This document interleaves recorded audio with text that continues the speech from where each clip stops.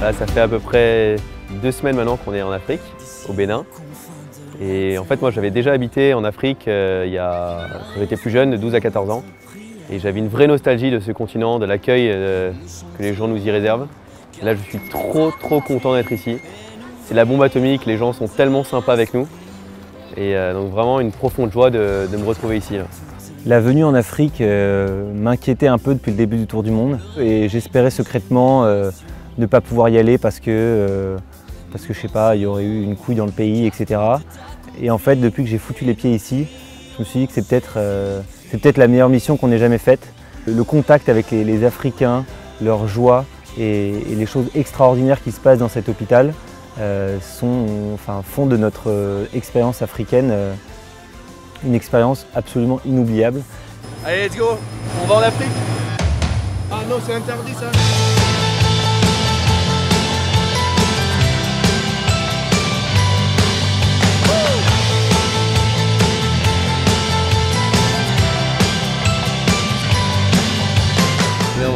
On a atterri il y a exactement 10 minutes à Cotonou, accueilli par le père Léandre à l'aéroport, qui s'appelle Chemise.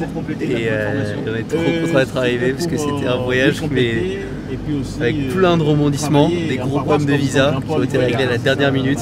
Donc c'est un énorme soulagement d'être arrivé et de commencer la mission dans 2 jours. Voilà. Tanguieta, ce n'est pas un hôpital comme les autres, tout simplement parce que le personnel médical est à majorité, donc ces frères hospitaliers, qui tous les matins font leur prière, qui ensuite travaillent la journée au service des malades. Ils sont là 7 jours sur 7, 24 heures sur 24 et surtout toute leur vie. Ce n'est pas des mecs qui viennent, qui font leurs heures de bureau et qui rentrent chez eux le soir. C'est vraiment c'est leur famille et ils donnent leur vie. On sent qu'il y a vraiment une atmosphère qui porte vraiment à l'autre et à celui qui souffre. C'est un hôpital confessionnel, un hôpital catholique, un hôpital dirigé par les religieux de l'ordre hospitalier des Seigneurs de Dieu qui ont un charisme spécifique. Et moi, avant de partir là, pour cette grande aventure d'1 an, j'avais un petit peu l'image de moines comme des mecs, des ermites un peu reclus, qui passaient toute leur journée à prier, à récolter du miel, à labourer les champs. Et c'est vachement intéressant de voir qu'il y a des ordres religieux qui sont extrêmement professionnels dans leur façon d'appréhender la charité, qui ont des vraies connaissances chirurgicales, etc. En 50 ans, ils ont réussi à créer un hôpital presque à l'occidental, avec tous les services d'un hôpital occidental. C'est une référence dans la région. Les gens viennent de toute l'Afrique de l'Ouest pour se faire soigner ici. Quand on voit un malade, on voit le Christ en lui. Savoir qu'en chaque personne, il y a Dieu. Et surtout quand on lit l'évangile qui dit « J'ai eu faim, vous m'avez donné à manger, j'ai eu soif, vous m'avez donné à boire, j'étais malade, vous m'avez soigné ». Cet esprit, quand on le met en face des malades, le comportement change. On n'a que les malades au nom du Christ. Donc, c'est au nom de la foi que nous les accueillons. Je pense que le contact aussi avec les malades permet de voir un autre visage et permet de redonner aussi cette espérance aux malades quand ils viennent chez nous. Bon, l'ordre de Saint-Jean de Dieu est un ordre de frères. Et on a quelques rares frères prêtres pour être aumôniers des hôpitaux. Mais pour nous, c'est l'assistance aux malades, aux pauvres, aux handicapés, aux sans-abri. Ça me devient facile, disons, d'aborder les malades, de les soigner. Et quand j'ai un malade devant, le temps ne compte plus, la fatigue, on l'oublie. C'est après que peut-être on a de la peine à monter les escaliers pour dormir la nuit. Mais c'est tellement attachant que je trouve que ce n'est pas un sacrifice. C'est un beau service qui vous donne beaucoup.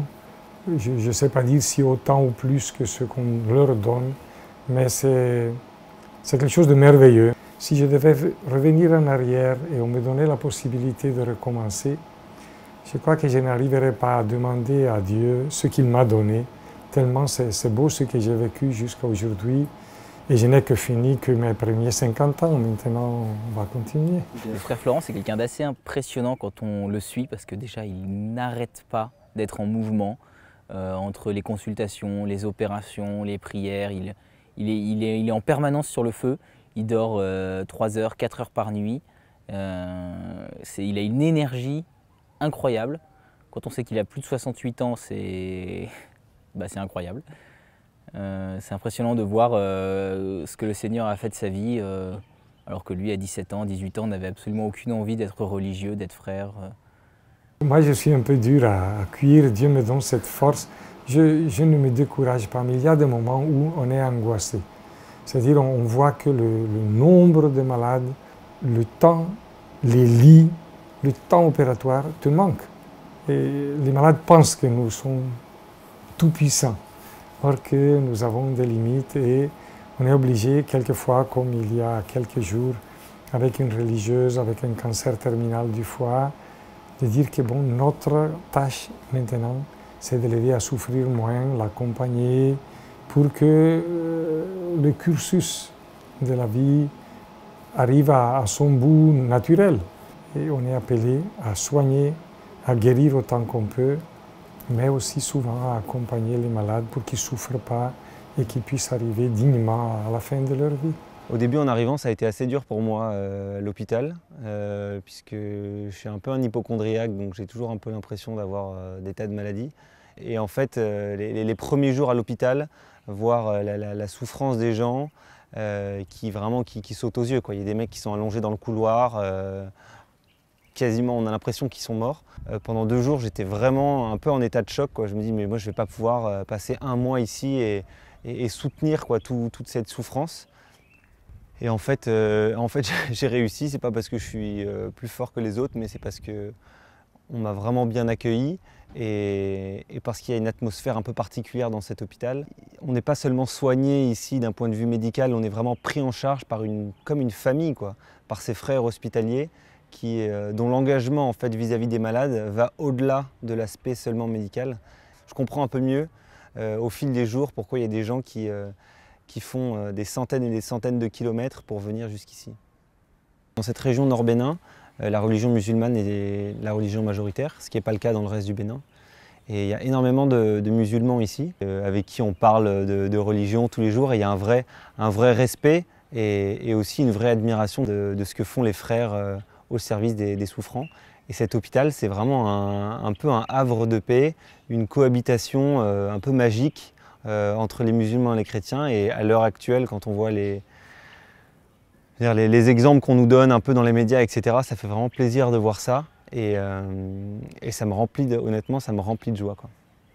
Non seulement il y a des dizaines de milliers de malades qui viennent tous les ans, mais en plus ils viennent avec leur famille, qui s'installent dans la cour de l'hôpital. Donc il y a toute une vie qui se déroule autour des salles des malades.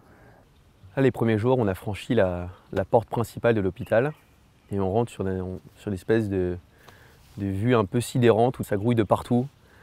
Il y a des campements, des gens qui font la cuisine. Et en fait, c'est un hôpital très particulier parce que les opérations qui vont durer très longtemps font que des familles viennent s'installer vraiment, littéralement, pendant plusieurs mois, voire parfois plusieurs années dans les cas les plus graves. Et c'est beau de voir que non seulement le malade vient, mais sa famille vient aussi l'accompagner et donc abandonne tout pour venir suivre le membre de la famille qui est convalescent. Et c'est beau de voir que malgré ça, alors qu'ils ne font rien de leur journée, il y a beaucoup de sourires et beaucoup de joie qui émanent, voilà, de ces espèces de campements qu'on croise un petit peu partout dans l'hôpital. Ce n'est pas seulement dans la maladie qu'il y a la souffrance. Dans la vie ordinaire, on est affronté à toute souffrance. La souffrance a son sens dans la vie chrétienne. C'est pas tant au contact de ces malades que j'en ai appris sur la souffrance, c'est plus avec mon histoire personnelle. J'ai eu peut-être une seule expérience douloureuse dans ma vie, c'est une histoire de cœur qui a mal tourné. C'est à cette période de ma vie que malheureusement, à cause de souffrances de cœur, ça m'a permis de me retourner vers ce qui avant ne paraissait pas comme essentiel. Parce que quand tu es bien portant, quand tout se passe bien, quand tu es lettré, quand tu es cultivé, etc., tu te dis bon, bah, j'ai pas besoin des autres, j'ai pas besoin de Dieu.